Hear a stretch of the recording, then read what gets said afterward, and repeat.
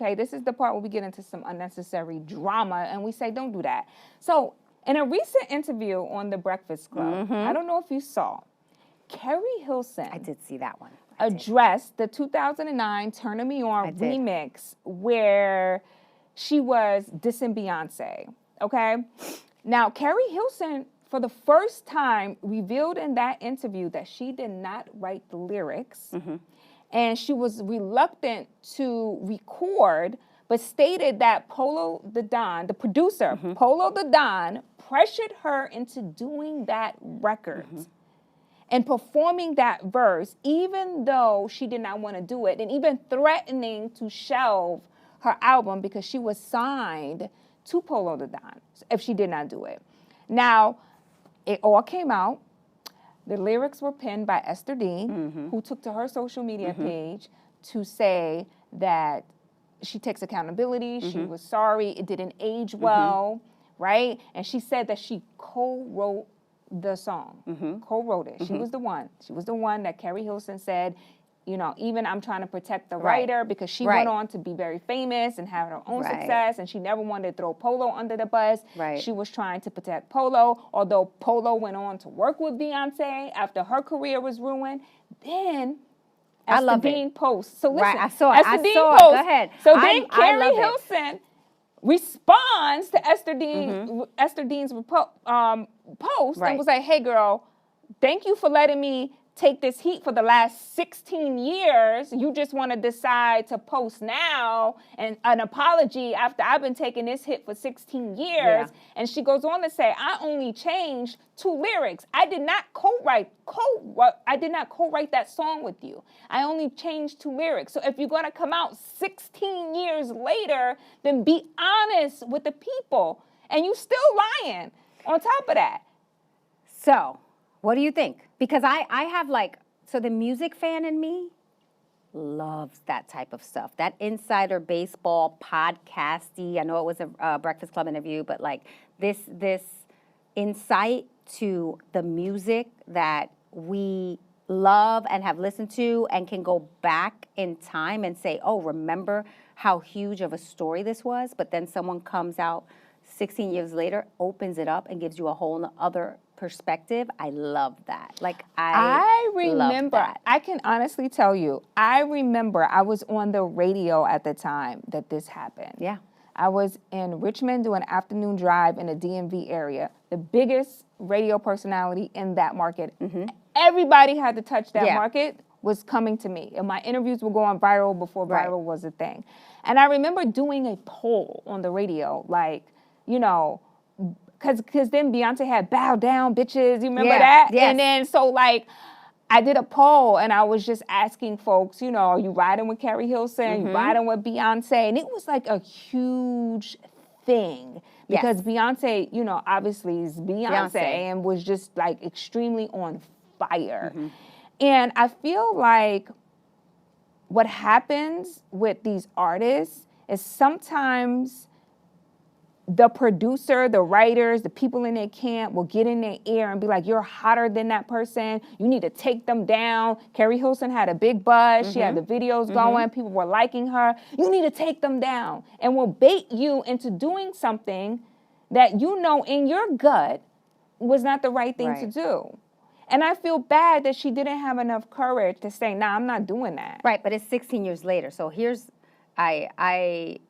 I really love these type of stories because you can dive deep. I think that the overall lesson for artists is how important is your team and the people that influence you and help you make decisions about your career. Because that really comes down to a breakdown of the team. Yeah. Right?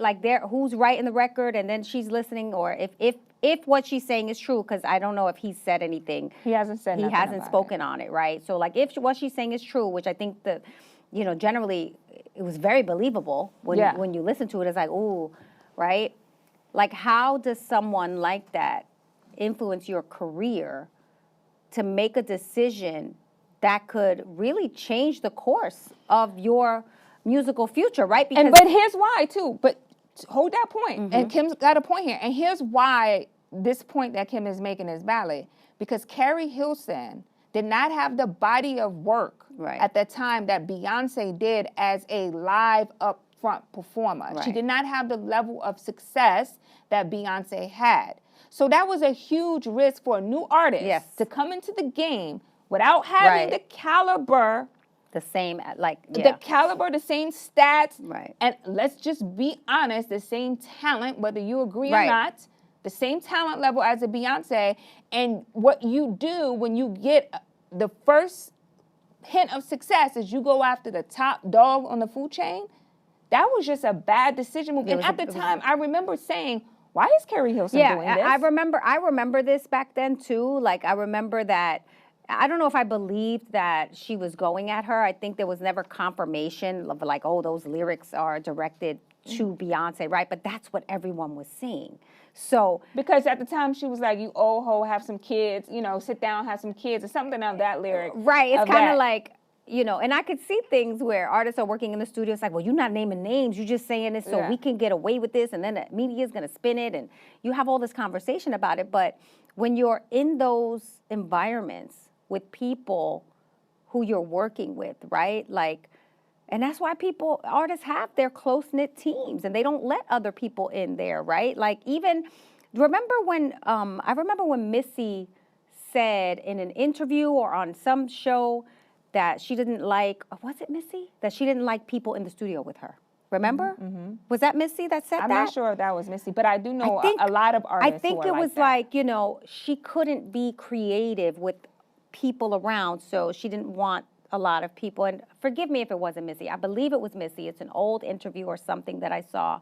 But, you know, artists need their space to be creative, but also they need their space to be authentic. So if you're letting people in and you're collaborating, and I get it, right? Like, because you might have the next hot up and coming producer, but to be making those type of decisions for your career, that was a big one. That was a career ending. Because you think it was an ending? She never got back to. Her trajectory was supposed to go here, and it just flatlined. Yeah. You know, because she did have bop. She was on tour with Lil Wayne. She had great records. Yeah, she had great records. Her trajectory. And then at that, you're going at the listen. And then you also what they say about the Illuminati. But not just the Illuminati. You went up against the Illuminati. But not even that. But think about it though, like. Now people are forced to pick a side with you as a new artist that they shouldn't have to do, right?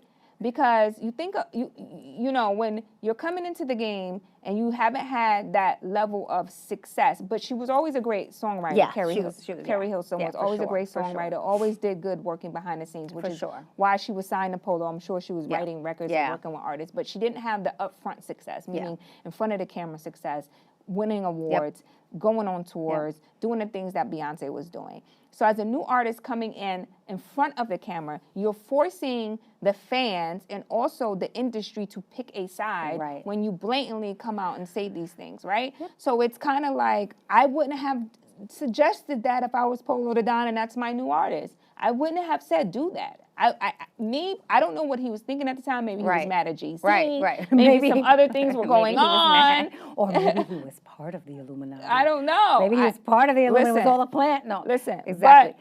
I got to go with the Illuminati thing sometimes because... But don't do that. So the algorithm. The algorithm is going to pick it up if we talk about the Illuminati. So